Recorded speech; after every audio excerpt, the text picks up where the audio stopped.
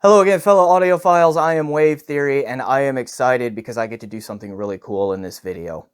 I ordered the new JNOG 2 socketed, or J2S DAC, from Geshelli Labs, and got to talking with Gino and Sherry Geshelli of Geshelli Labs about different options on what I could do and like how I could do a review of this product, because I have not seen any J2S reviews out there, at least not in the YouTube sphere as of yet.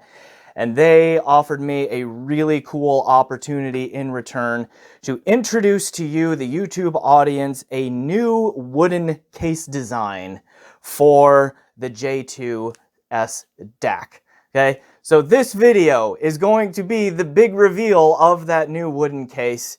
I will also do some first impressions on the sound and talk about all of the options and all of that I put into this, because the sound on here has been pretty impressive too. All right, so we will do all of that here right after shameless self-promotion. Here we go.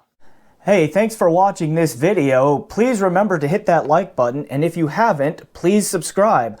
Also, I have a Patreon set up so that you can help support me on a monthly basis, and I've set up a PayPal donation so that you can help me out in that way too if a monthly subscription does not make sense for you. Links for all of that, including the benefits, in the description below. Please check those out. All right, on with the show. All right, quickly, what is the J2S DAC? The full name of this product is the JNOG 2 socketed. So that's what the S stands for after J2, or after the J2 there. And what that means is that this DAC is built with the intention of you, the end user, being able to swap out op amps on the output stages on both the balanced and the single-ended output on this thing. Geshelli Labs offers 3 levels of op amps that you can buy that they will pre-install for you when you put them in here. So the option that I went with for review and for ordering this product with channel money, which is a pretty cool thing I get to say anymore, is the top of the line Sparkos SS3602, excuse me, op amps. 2 of them on the balanced output stage, 1 of them on the single-ended output stage. All of that. So I ordered this one. It's got the AKM 4493 DAC chip in it. And the base price for that and their aluminum case is $260. I added in the $50 Omnero USB module. And then, of course, those op amp upgrades. And then also the wooden case. And for this configuration, my out-the-door cost was $596.98. When I put that order in, I emailed the Geshellis and said, hey, can you send along the stock version of those op amps just so I can swap those in there, and then like as I do a review, I can report on the advantages that hopefully the Sparkos op amps provide, and compare that to the stock and, like, you know, do a before and after report there. And they said, you know what, that sounds like a really good idea. But unfortunately, the wooden case that you ordered is a bit of a problem, because that's going to take a while. Apparently, a lot of their back order issues are coming from that wooden case design. So Joe the Woodworker, I don't know who Joe the Woodworker is, but this is what Sherry Geshelli referred to this person as in the email correspondence that I had with her, came up with a new case design that they can make a lot quicker. And so Sherry asked me if I would like to reveal that case design to you, the YouTube audience. And yeah, I would like to do that. Okay, so that's what I'm going to do. So here it is, guys. This is what it looks like on the front panel. This is the J2S. And so this video here, as I said in the intro, I'm going to show you this case design. We'll do some first impressions on the sound. Okay. And yeah, then we'll probably leave it there, because we need to do quickly. So let's go ahead and just do that case reveal and get that done. So roll it. Let's use some sunlight to illuminate the new Geshelli Labs case design here. Okay, so I'll talk about this more when I'm on camera, but let's just do some sunlit glamour shot here. So we still have the clear front panel. We've got, I'm not exactly sure what kind of wood this is, but we've got this beautiful pattern here and wood grain going on.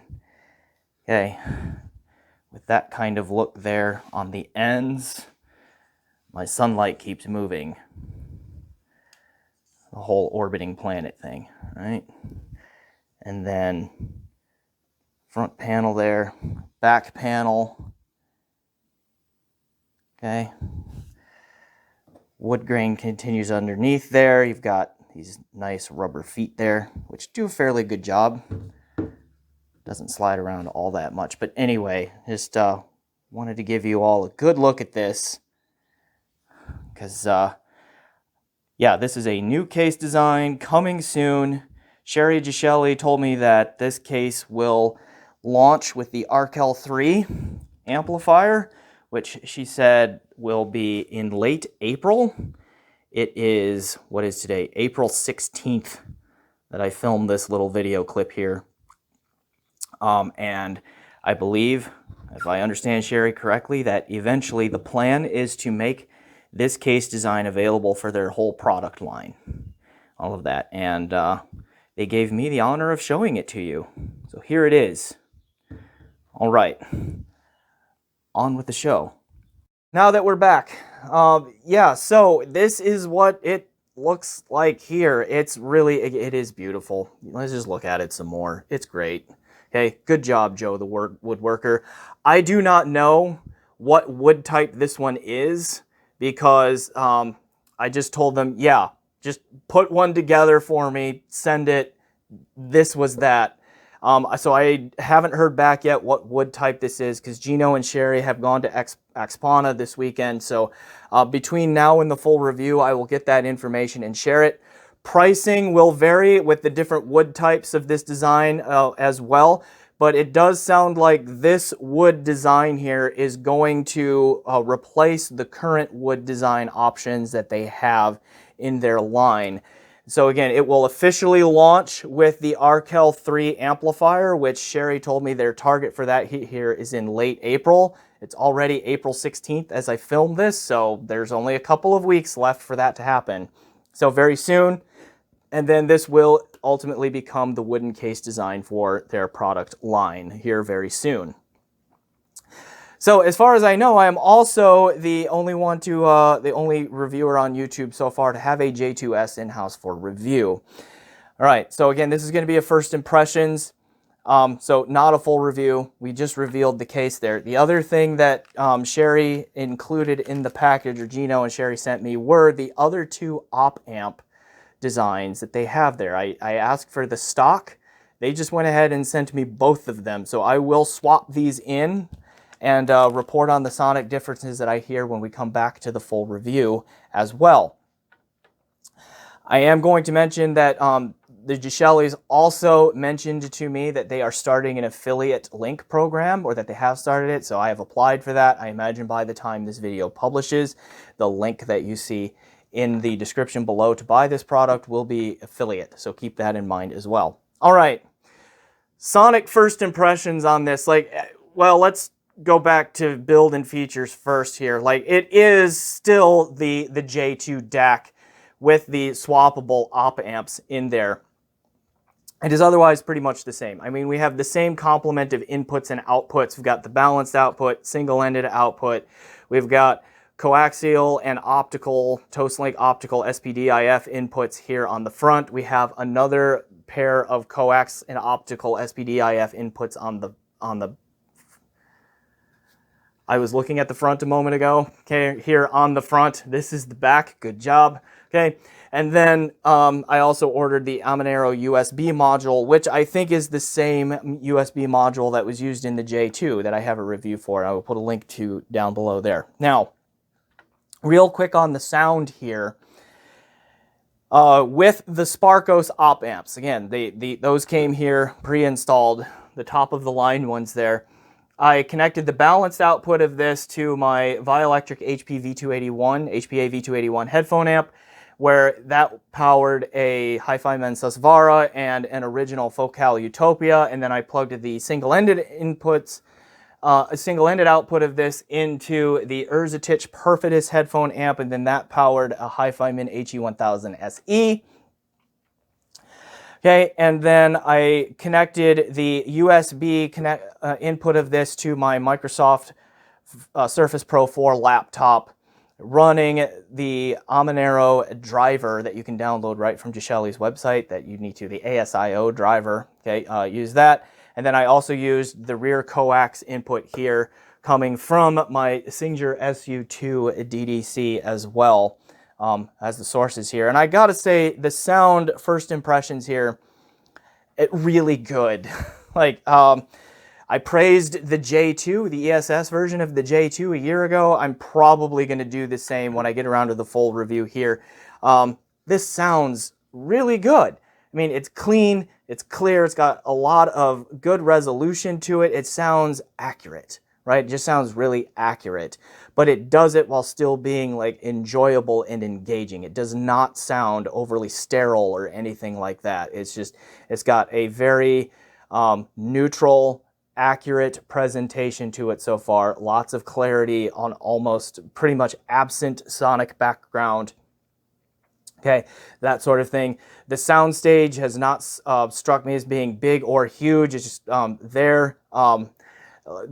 being basically the size that it needs to be. Like if you are wanting an expansive kind of soundstage like you get from companies like Shit or Denafrips, okay, this isn't quite that, but it's also, it's in no way a tiny or claustrophobic soundstage yet so far either, but the imaging and the separation in there are really good. But the resolution is strong, the timbre seems like it's going to be strong, the amount of treble control it has, like the Utopia in particular, can get really, really cranky and kind of get shriek and be very mean about the fact that you have a signal chain problem, and it was sounding fine off of this here. The only thing that I can say that maybe it doesn't quite have a whole lot of is like the macro dynamic impact. If you're wanting a really hard hitting, you know, again, just like dynamic, like kind of aggressive, lively sound, this isn't quite there. It is not poor in that regard so far, but it's not a standout feature to me that is just a really, you know, active, macro dynamic, impactful kind of sound. It's just going more for neutrality and accuracy and lots of resolution, really good imaging, separation, all of that so far. Okay, so I think it's going to be a really solid option sonically at the price point. So to kind of tease you for what's coming up for not only this review, but for the channel here, like I have a review of the Musician Draco DAC published. That is out. I have a review of the SMSL VMV-D1SE DAC. That is also out. Okay. The Shit Bifrost 2/64 I did back late last summer, so that review is out there as well. I also have in for review currently the Socris DAC 1421. I have the Denafrips Aries 12th Anniversary Edition in right now, and then I also have this one. I mean, all of those things that I just named, all those DACs are in this room where this filming is happening right now. And so now I get to add this at just shy of $600 in this configuration to that kind of just big DAC battle royale. And so this will get its own review with all of the different op-amp options.